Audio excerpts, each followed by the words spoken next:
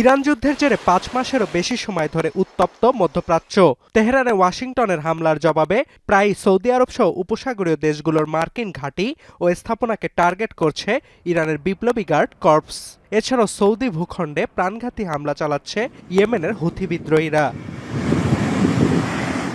সব মিলিয়ে যখন অস্থিরতা মধ্যপ্রাচ্য জুড়ে, তখনই একটি ত্রিপক্ষীয় প্রতিরক্ষা জোটে সই করল সৌদি আরব, তুরস্ক ও পাকিস্তান।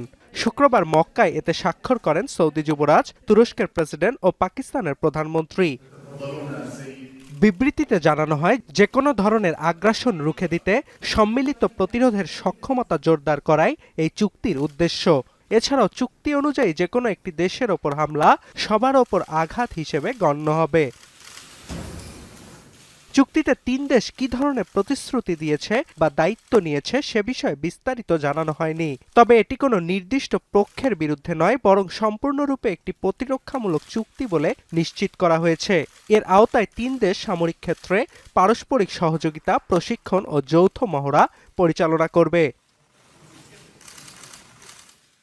ত্রিপক্ষীয় চুক্তির পর আন্তর্জাতিক মহলে প্রশ্ন, কেন ও কোন প্রেক্ষাপটে প্রতিরক্ষা জোটে সম্মত হল মধ্যপ্রাচ্যের ৩ বিশ্বস্ত মার্কিন মিত্র, তারই উত্তর খোঁজার চেষ্টা করছেন বিশ্লেষকরা। বিশ্লেষকরা বলছেন, নতুন জোট নিরাপত্তার বিষয়ে আঞ্চলিক শক্তিগুলোর মধ্যে আরও ঘনিষ্ঠভাবে সমন্বয় করার ক্রমবর্ধমান ইচ্ছাকে প্রদর্শন করে। পাশাপাশি এটি যৌথ শান্তির রোডম্যাপে ৩টি মুসলিম দেশকে একত্রিত করেছে বলেও মত বিশ্লেষকদের। চুক্তিটি ৩ দেশের কূটনৈতিক ও প্রতিরক্ষা খাতকে শক্তিশালী করতে ও আঞ্চলিকভাবে চালিত একটি নিরাপত্তা কাঠামোর উত্থানে অবদান রাখতে পারে। এছাড়াও চুক্তিটি ৩ দেশের পরিপূরক শক্তির যথাযথ প্রয়োগ নিশ্চিত করবে বলেও মনে করছেন বিশ্লেষকরা। কেননা সামরিক শক্তির দিক থেকে তুরস্ক ন্যাটোর দ্বিতীয় বৃহত্তম, আর মুসলিম দেশের মধ্যে একমাত্র পরমাণু অস্ত্রধারী পাকিস্তান। অন্যদিকে বিশ্বের শীর্ষ তেল রপ্তানিকারক দেশ সৌদি আরবের রয়েছে অঢেল অর্থ।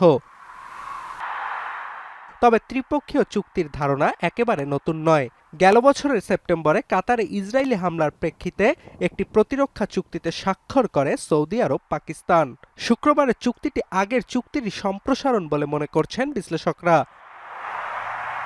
তবে নতুন চুক্তি কতটুকু কার্যকর হবে কিংবা এটিকে কিভাবে মূল্যায়ন করবে ইসরায়েল, তা নিয়েও তৈরি হয়েছে প্রশ্ন।